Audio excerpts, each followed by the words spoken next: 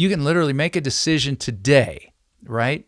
I'm going to put in place good sleep, healthy eating, mobility, and exercise. Those three things. You're already miles ahead of our society, which focuses on treating illness, treating disease, treating injury rather than preventing them.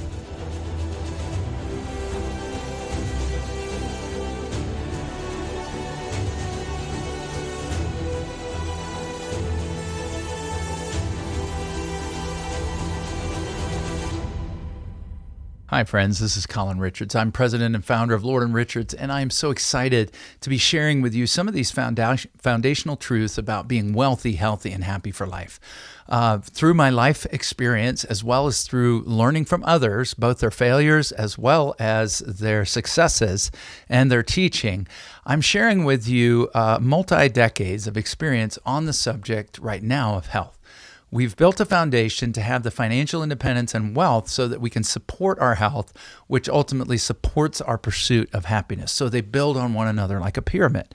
And in prior segments, we've talked about what you eat, how you sleep, your mobility, your pliability, your strength. All of these things are vital. And I'd encourage you, if you're just dropping in, to get up to speed. But now I'm going to kind of cap this section on health with a discussion primarily about mobility, about being active and moving around. If you're exercising regularly, 3 times a week of cardio or better, HIIT, high-intensity interval training, if you're getting enough sleep, if you're eating the right foods, not ultra-processed foods, but healthy foods, if you are building strength conditioning into your life to combat that muscle sarcopenia that will rob you of your vitality and later in life, and if you've got the financial independence to support getting proactive, I really would encourage you to do that. And even if you don't have a dime to spend on that, it can really start out with your mindset. One of the hardest things that I do often when counseling or working together with folks who are getting a little older is to help convince you that your body is not going to react in the same way as in your teens and 20s, okay? But yet some of us live that way. We think we can sit on the couch, watch TV, and not ever get up or get active and not experience challenges. I've known, and you've known people who do that and can live a long time, but the question is, what is the quality? Are they jumping up and down, or are they crawling? Right? So our life expectancy itself can also be radically altered by your mindset. But here's the good news. That means that habits can be formed in a very short time. It doesn't have to take years. You can literally make a decision today, right? I'm going to put in place good sleep, healthy eating, mobility, and exercise. Those three things. You're already miles ahead of our society, which focuses on treating illness, treating disease, treating injury rather than preventing them. And here's a faith strategy for you, right? Again, even if dollars aren't involved, why not seek God's wisdom for healing, right? Seek God's hand on your life. Jabez prayed in 1 Chronicles 4. He said he prayed, 2 Chronicles 4, he prayed this wonderful prayer. And he said, God, I want you to enlarge my coast.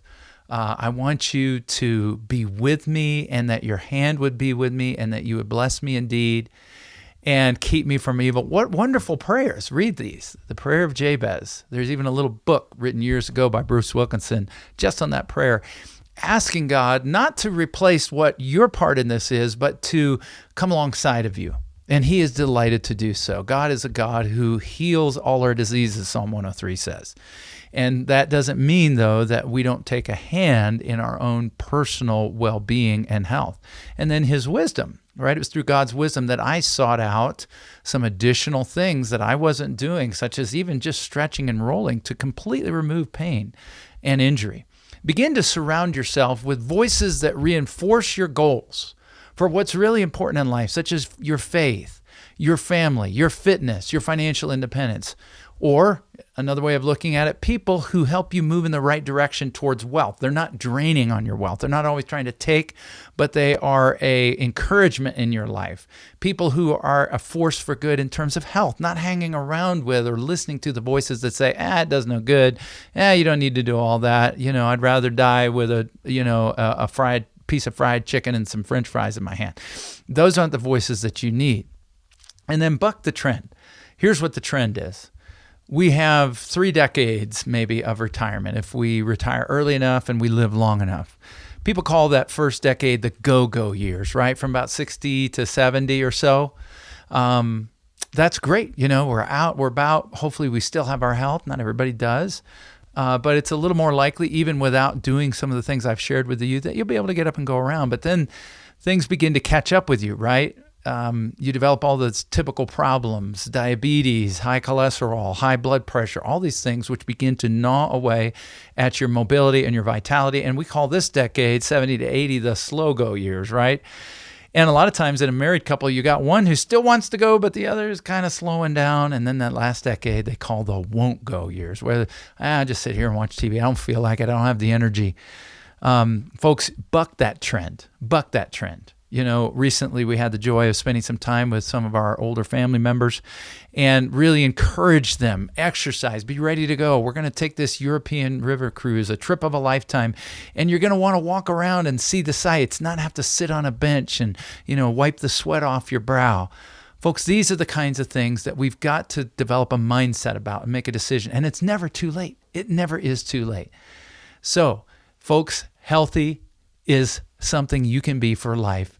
I want to talk to you more. It starts with a phone call.